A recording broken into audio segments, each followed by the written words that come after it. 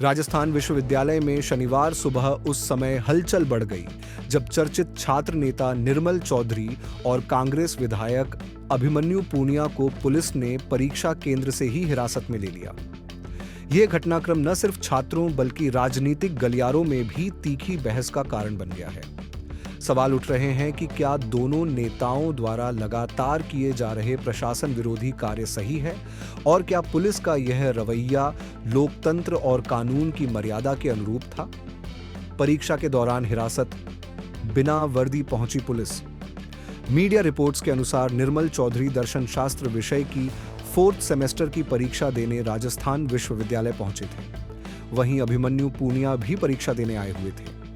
जैसे ही दोनों परीक्षा कक्ष में पहुंचे, सिविल ड्रेस में तैनात पुलिसकर्मियों ने उन्हें पकड़ लिया।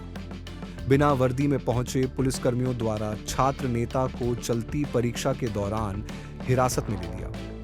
उन्हें हिरासत में लेने के बाद पुलिस सीधे गांधी नगर थाने लेकर गई, जिसके बाद माहौल तनावपूर्ण हो गया। बड़ी संख्या में दोनों नेताओं के समर्थकों ने थाने के बाहर इकट्ठा होने की घोषणा कर दी। सोशल मीडिया पर भी इस कार्रवाई को लेकर आक्रोश दिखा। सोशल मीडिया पर प्रतिक्रिया, क्या पुलिस गुंडागर्दी कर रही है? निर्मल चौधरी ने अपनी गिरफ्तारी पर तीखी प्रतिक्रिया देते हुए सोशल मीडिया पर लिखा, पुलिस बिना वर्दी आकर परीक्षा में अवरोध उत्पन्न कर रही है, क्या यह पुलिसिया गुंडागर्दी नहीं है?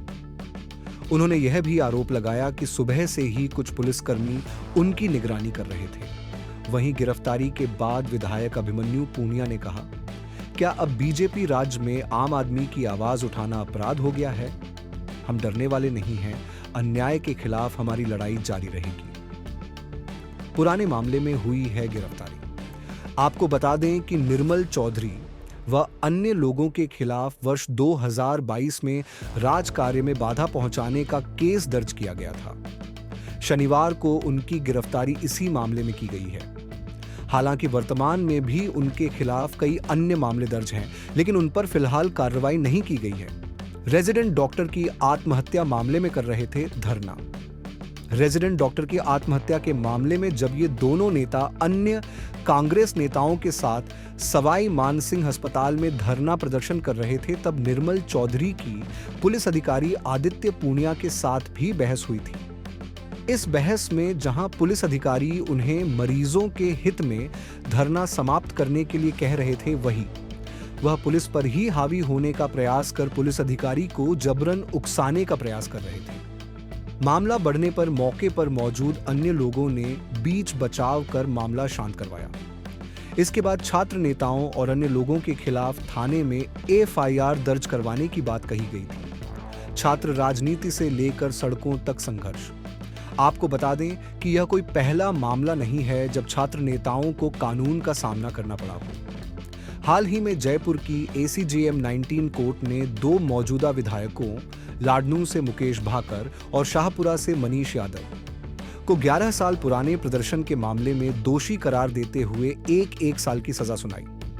वर्ष 2013 में छात्र राजनीति में सक्रिय रहते हुए इन्होंने JLN मार्ग पर विरोध प्रदर्शन किया था, जिससे आमजन का रास्ता अवरुद्ध हुआ। इस मामले में कुल 9 लोगों को सजा सुनाई गई। क्या यह लोकतंत्र की परीक्षा है? लोकतंत्र में सभी को अपनी बात लोकतांत्रिक ढंग से रखने का अधिकार है, लेकिन क्या हो यदि उसका उपयोग प्रशासन पर जबरन दबाव बनाने के लिए किया जाए और उसकी वजह से आम जनता को परेशान होना पड़े? ऐसा ही पिछले कुछ दिनों से राजधानी जयपुर में हो रहा है। जोधपुर में एक रेजिडेंट डॉक्टर द्वारा आत्महत्या किए जाने के बाद से निर्मल चौधरी, अभिमन्यु पूनिया और हनुमान बेनीवाल सहित कई नेताओं ने राजस्थान के सबसे बड़े अस्पताल सवाई मानसिंह अस्पताल के बाहर धरना प्रदर्शन शुरू कर दिया था और एक तरह से पूरे अस्पताल को ही बंधक बना लिया था, जिसके चलते हजारों मरीजों और उनके परिजनों को परेशान होना पड़ा। ऐसे में प्रशासन द्वारा उन्हें रोकने का प्रयास किया जाना बिल्कुल सही है। कुछ नेताओं की हठधर्मिता के चलते बाकी दुनिया को परेशान होने के लिए नहीं छोड़ा जा सकता है।